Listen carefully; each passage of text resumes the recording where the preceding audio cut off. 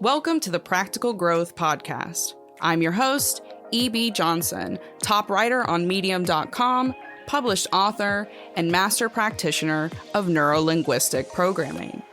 You've landed on the podcast that takes you on a journey into the heart of relationships and self-discovery. This is a must listen for those who are ready to overcome their toxic relationships and their toxic patterns. You can expect real talk, practical guidance, and raw and relatable guests that you'll be talking about for weeks. Let's get into it. This week, we are talking about the covert narcissist. The covert narcissist. Get ready, get your popcorn, you hit that seatbelt, buckle in and get ready, because the covert narcissist will turn your world upside down, and we are going to explore the ins and outs of how you spot them and how you deal with them in your life. Before we get started today, though, I just want to remind you that the doors are open on my brand new group coaching membership program. If you are someone who has been curious about getting coached by me, or maybe you're someone who is a little bit further along on your healing journey and you're kind of ready to connect with a soul tribe, a community of people who are on a similar path, or maybe you just want to, get some quick help on some issues that matter, this growth group is the place for you, okay? This is an all new coaching membership. There is no commitment. You can cancel at any time. With this, you don't just get like exclusive articles and ebooks and videos and things from me. You get a weekly live training with me, as well as experts who just share their stories and completely change the way you see your life and your relationships. So if you're interested in learning more about the Growth Group private coaching membership, head over to facebook.com/practicalgrowthwithEB, and you'll find all the info right there. So the covert narcissist. What is a covert narcissist? You can't get on the internet without seeing the word narcissist pretty much papered everywhere, right? Narcissism, narcissist. Are you dating a narcissist? Is your friend a narcissist? Is your mother a narcissist? Well, what these kind of gurus and articles, what they fail to often address is that narcissism comes in many, many different shades and experiences. There are different types of narcissists, and a covert narcissist is one of the most insidious types there is. A covert narcissist differs from the stereotypical idea of narcissism that we have. Yeah, so most of us kind of envision narcissism as the big, braggadocious politician, right? Over the top, ego, arrogant. They demand things be their way. They're controlling. They're overbearing. They might even be authoritarian, right? This is the kind of idea of a narcissist that we have built most of our understanding on. But the covert narcissist is very different. Very, very different. Instead of using their kind of grandness and that big outward swagger that demands attention, whether literally or through their behavior, a covert narcissist prefers to use more subtle emotional and mental manipulation tactics. They like to play victim. They like to get your pity. They like to make you sad, or they'll even make you angry. It's all about controlling your emotions and keeping themselves in an indirect place of direct power. Now, this is not to say that the covert narcissist is not still smug, that they don't still have superiority complexes, that they're not still envious or passive aggressive. They are all of those things, but they do it covertly. They do it covertly. They will mask their smugness. They will mask their superiority. They will do all that, and they will put it behind a mask of humility. They will put themselves in self-degrading places of victimhood so that you can't necessarily see the strings that are being pulled behind the surface. They are very often women. This is a way that narcissism can manifest in women, because this is safer. It's a safer way for women to be able to kind of lean into those traits. But they can also just be parents in general. It's very, very often found in parents and family structures.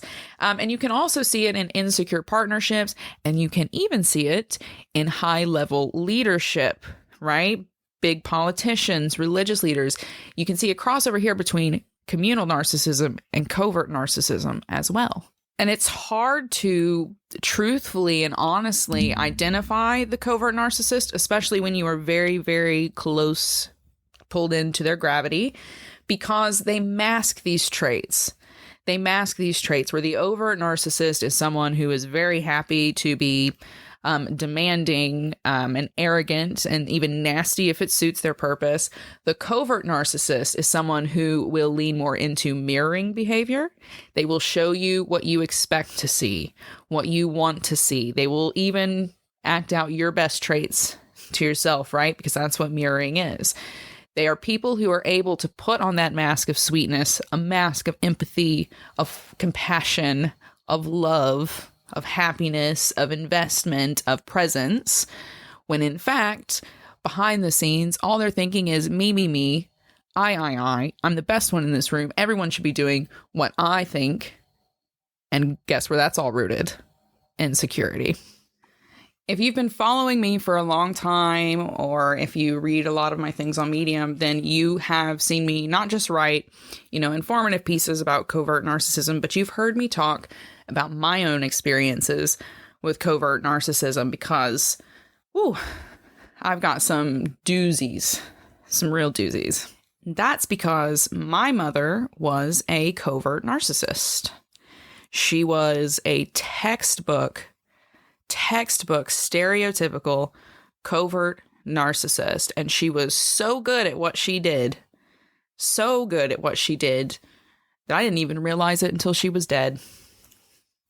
Didn't even strike me, even though there was tons of toxic behavior, tons of lashing out, nastiness, dysfunction. Couldn't see it. Would never even have struck me.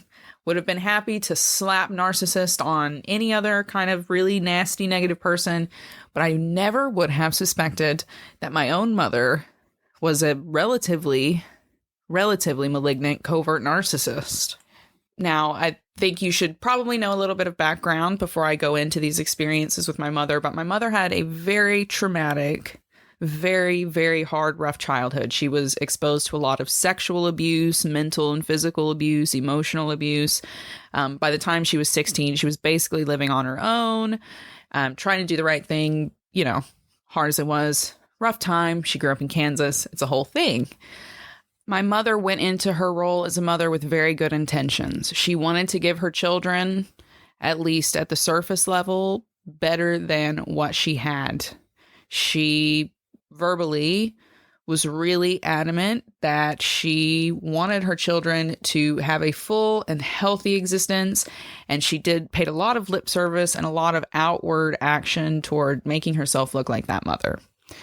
But behind the scenes, living with her, it was anything but. Okay? Living with her was anything but. Every day was a spiderweb nightmare war, mentally and emotionally, doing battle with her. Screaming fits, unpredictable explosions. You never knew what side of her you were going to get, but it all came down to it. Everything had to be her way. She had to be in control of everything. She had to call all of the shots. And if she wasn't given that power in that moment, things were going to blow up. They were going to go south. People were going to get punished. And she would also throw her trauma in your face if you dared push that questioning or that kind of rebellion any further. Here's a good example of the complex dynamics that make it so hard to kind of see and understand the covert narcissist and to prevent their attacks in your life, okay? This is a great example, so pay attention. When I was around 9 or 10 years old, my mother got diagnosed with a lot of heart issues. She was very, very, very extremely ill, okay? So you have this, and then you have her trauma. She was not supposed to live. She did manage to survive much longer than the doctors had predicted. 2 or 3 years after her diagnosis, we go, and it's my birthday. Now, things were pretty strict, right? The way we ate in my family was not exactly healthy, and it was all also dictated by what my mother was and was not willing to do, what she was and was not willing to eat. There were certain foods that weren't allowed in the house, certain food colors we weren't allowed to have and things like that. Now, the one time of year you kind of got to break these laws and kind of break out of this really monotonous, unhealthy diet routine was on your birthday. It was a thing in our family that on your birthday, you got to go and eat. And not just go and eat like at a place that you wanted to go and eat at, but like somewhere really nice, which we were a extremely working class family. So you would get to pick somewhere that you thought was very, very fancy, like Olive Garden. And for me, on this 12th, 13th birthday, what I chose was Red Lobster. When I tell you that this was the worst thing I could have done, my mother exploded. She exploded. She didn't like fish. She hated fish. She didn't like the smell of it. She was disgusted by it. So we were never allowed to have it in the house. I had recently had a friend that exposed me to shellfish, and I really enjoyed it. So I decided to use my birthday as an opportunity to take advantage of this new thing that I had discovered that I enjoyed. My mother was not having it. She told me she didn't want to go there. I insisted. I was backed up by my brother and his wife. That only made things worse. My mother lashed out to an extreme I had never seen before. She called me, a 12 or 13-year-old child, every slur and name in the book that she could think of. She attacked every other member of the family as well. She called me trash. A lot of things you should not call a 12-year-old girl, but she did it. She went for it. And then when she was countered on it, she would start crying, and she started bringing up how sick she had been and how hard she worked. And this was a day that she had taken off on the weekend, and she had a right to enjoy herself. It was suddenly no longer about my birthday. It was about my sick, poor mother, and the fact that she wanted to go and eat at a buffet steakhouse. And this is what I talk about when I talk about the complicated dynamics of dealing, living, working with a covert narcissist. They move so fast. They are so emotional that you can't really keep track when you're in the midst of it. You're dealing with your own hurt and pain, your confusion, and at the same time, you're withstanding this endless barrage from the narcissist. They might just be using pity. They might be using guilt. They'll fluctuate between emotions to keep you destabilized so that they can gain better control. My mother did this all the time. She did this all the time. It didn't matter if it was going to church, if it was going to the store, if it was getting dinner, if it was having dessert, if it was deciding how Christmas was going to be done. She could be relatively pleasant until she didn't get her way. And when things weren't going the way she thought they should be going, which she never communicated, she expected us to just know, everyone was getting punished. And if outright rage, if fear and terror didn't work, then it was tears, it was sobbing, it was pity. This is how covert narcissists operate within families, within relationships, within the workplace. This is them. But how can you really spot the covert narcissist in your own life? How can you do that? Because it's not, just as there are many different kinds of narcissism, each covert narcissist themselves can manifest differently. Some can be more overt, some can be more subtle, some can be more malicious, and some can just kind of be a drain. How do you know what kind of narcissist you're dealing with? Good news, there are concrete signs. Just as with everything, there are some foundational cues that we can always look for in the behavioral patterns, which, not diagnostically, but just in general, can kind of help indicate narcissistic tendencies, especially covert ones, in people that are close to us. First up, you might have someone who uses a lot of personal put-downs. They might really engage in some self-degradation, right? They might really project low self-esteem. While this might seem like someone that you need to swoop in and rescue and pity, it's really a trap. It's really a trap because this type of narcissist uses those things to create pity. And then once they have that pity in you, you are easier to manipulate. Your pity makes you malleable. And that is so attractive to the covert narcissist. So they're not above talking bad about themselves, groveling, doing pity parties of their own if it makes you easier to push around. There's also a very specific emotional vacancy. Yeah, there's a very specific emotional vacancy. My mother loved her children, I guess, in her own way. We were very important to her. But even though she said how much she loved us, when you became a disappointment, behavior changed in a way that didn't necessarily indicate that. So in my personal example, I was a bit more socially rebellious than my brothers had been in some ways. And this was very disappointing to my mother. I did not act in the way that she had hoped her only daughter, who she pretended was a doll, was going to behave. And so as I got older and she realized that I was never going to fall in and kind of conform with these ideas of who I should be, her behavior towards me was much colder and more distant. Now, that's not to say the codependent relationship between us changed. It didn't. She still relied on me to do tons of emotional labor for her.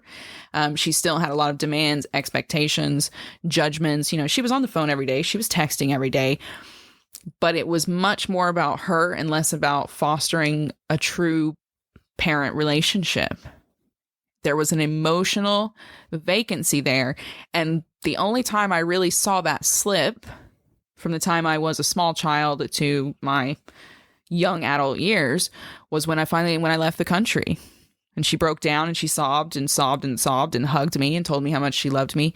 But again, there was an emotional vacancy to it, because it didn't feel like a mother who was losing her daughter.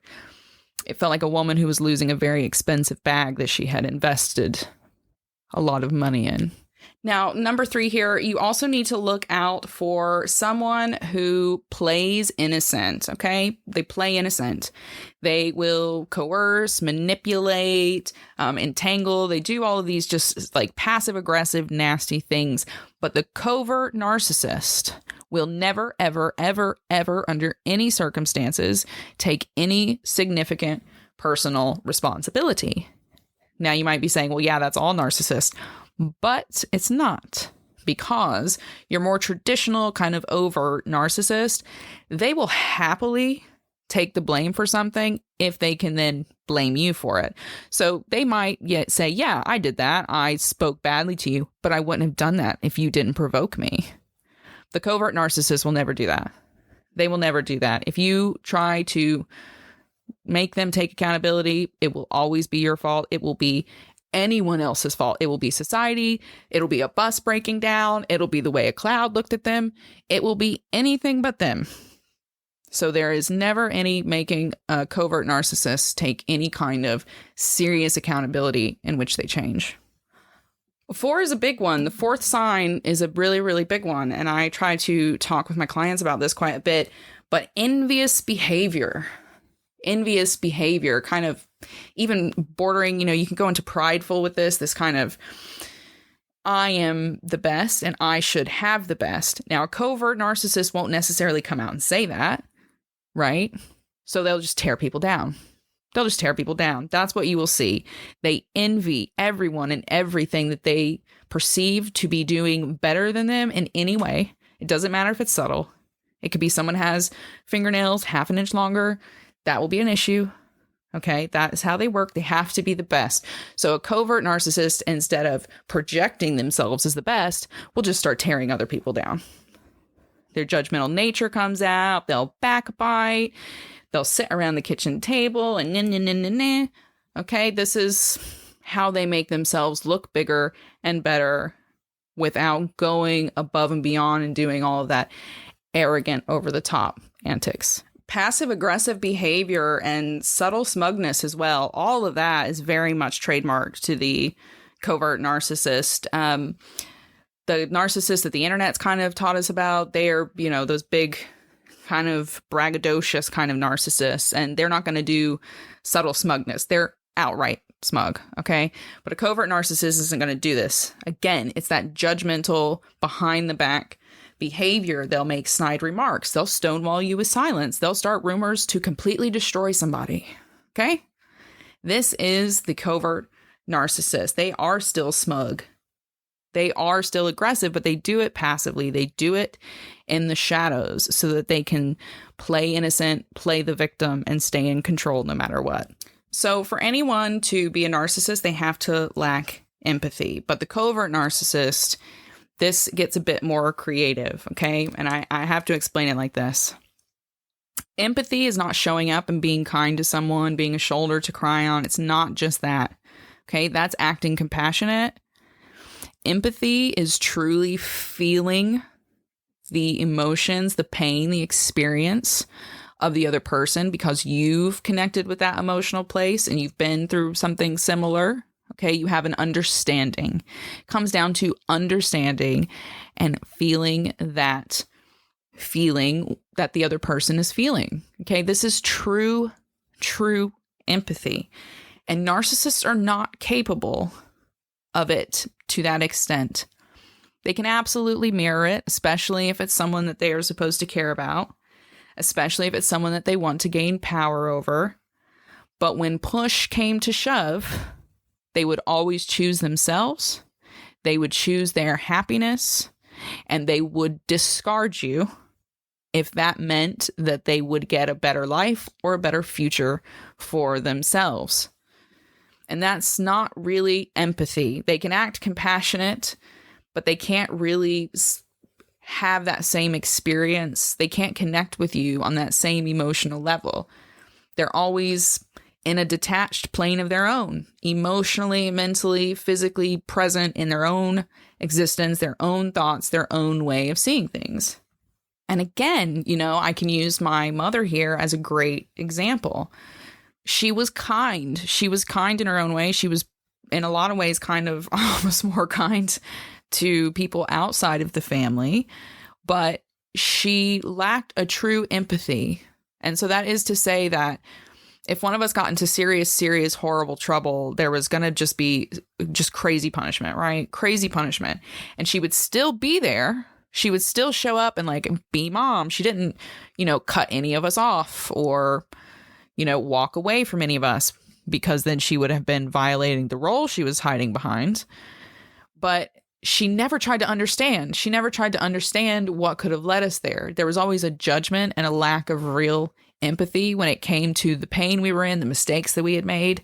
There was, again, it's like an emotional disconnection, a lack of empathy that just was never there. There was no understanding. It was her way or the highway, one way of seeing things, and that's it. The last two signs here are the really big ones, okay? These are the absolute alarm bells should be going off full steam. This is potentially a covert narcissist. And these two things are victimhood and endless crises, okay?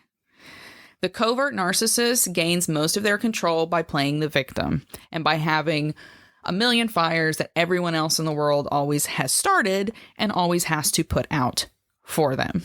Okay. Again, my mom, she was always in some kind of financial devastation or car devastation. There was always something going on that someone else had to fix for her. She never really fixed things for herself.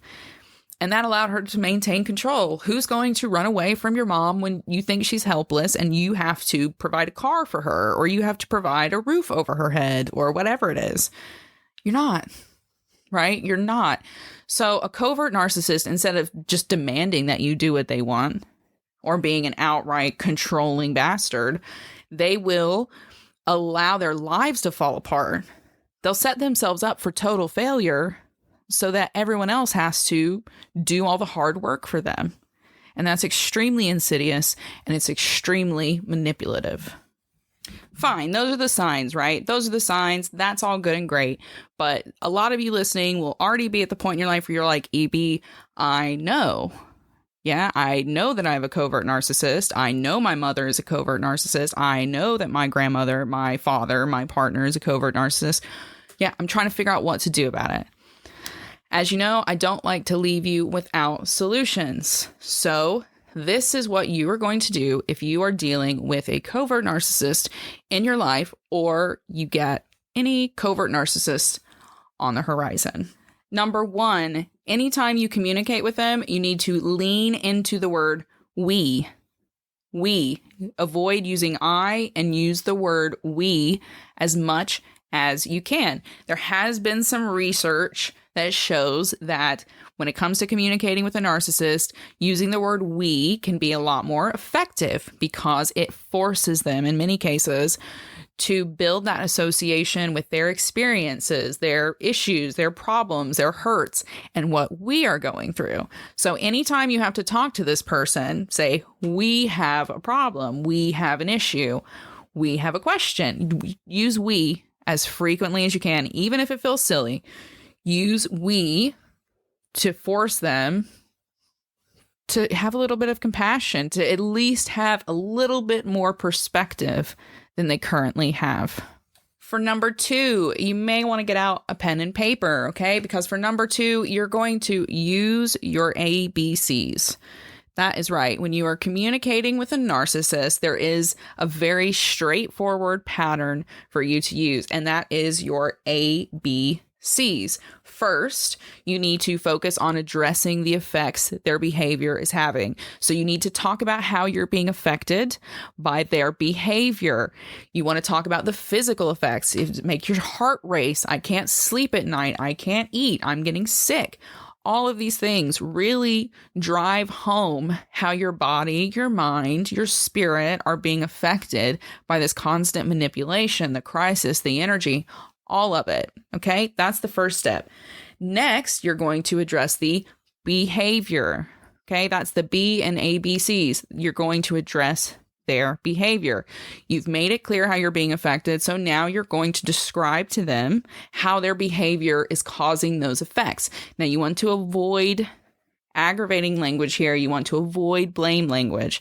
Keep it civil, keep it direct, keep it factual. Imagine that you were a computer speaking dates, facts, stats. Focus as much on your emotions as you can. Finally, you're going to explain the corrections you want to see. That's the C, corrections.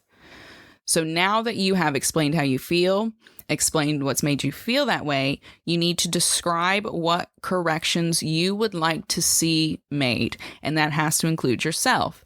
So for instance, if something that they said has hurt your feelings or made you feel bad, then you would talk about how that made you feel, then give them the exact statement that made you feel that way. And finally, you would explain to them, when you have something like that to say to me, I would ask that you say it to me in this way.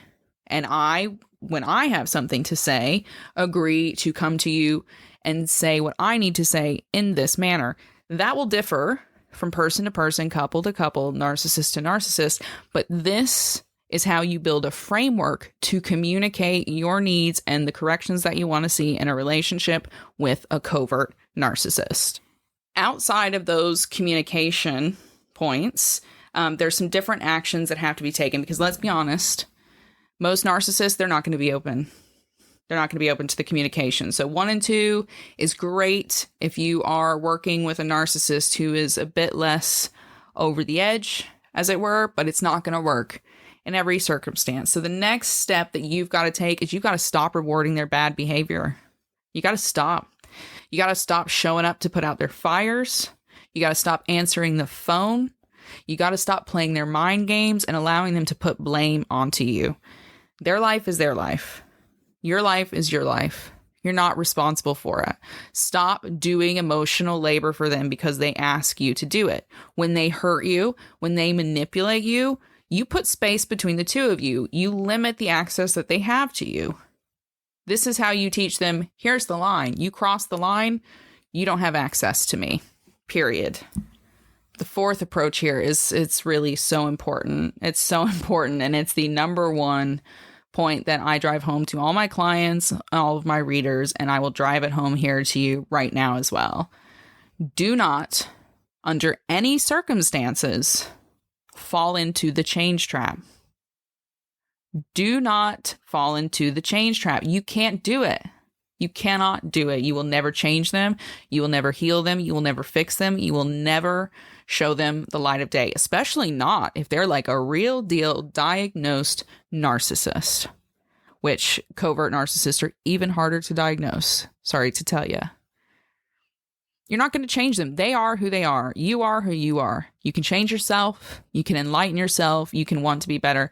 You cannot make them do any of those things. They have to do that on their own. They have to wake up on their own. And that's it. Sweep your own porch.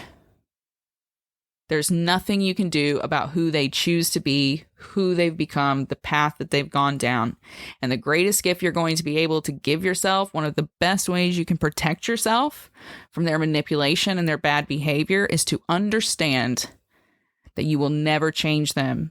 So you've got to do the best for yourself in all things. Last but not least, I need you to redefine the space you share with this narcissist in every single sense of the word. Yep. Every single sense. So you have to put up barriers, boundaries, walls, space, distance. You have to do that physically. You have to do that mentally, and you have to do that emotionally.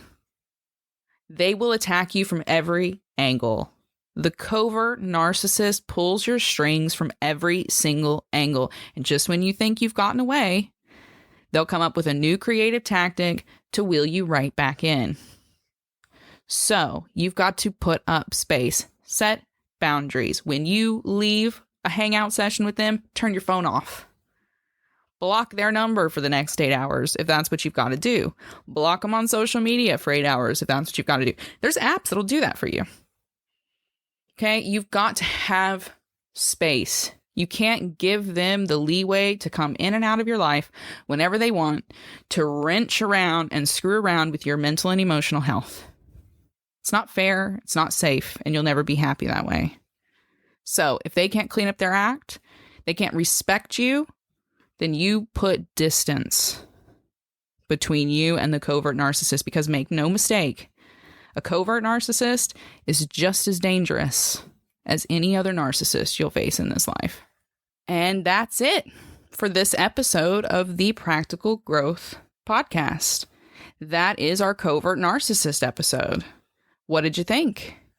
Very intense. They're very intense personalities, and you really have to be on your toes. You really have to be present and self-aware and make sure you're proactively protecting yourself and your mental and emotional health whenever you're around them.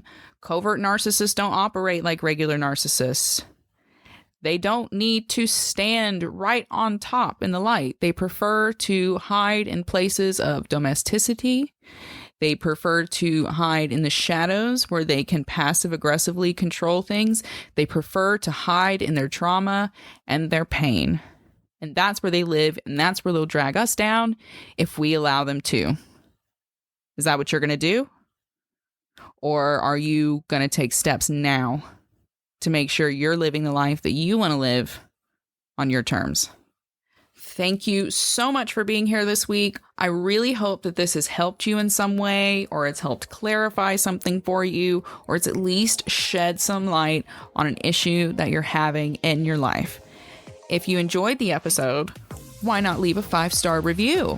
I am currently giving a free ebook to everyone who leaves me a 5-star review on Apple Podcasts. So head over to Apple Podcasts, leave your nice little review, take a screenshot. You can then send it to me on Instagram at TheRealEBJohnson, or you can head over to my website, TheRealEBJohnson.com, and send it to me there. As soon as I get that screenshot, your free ebook is on its way to you. It really is that simple. So head over to Apple Podcasts now and leave that 5-star review for the Practical Growth Podcast. Otherwise, I'll see you guys next week. Thank you so much for listening. Bye-bye.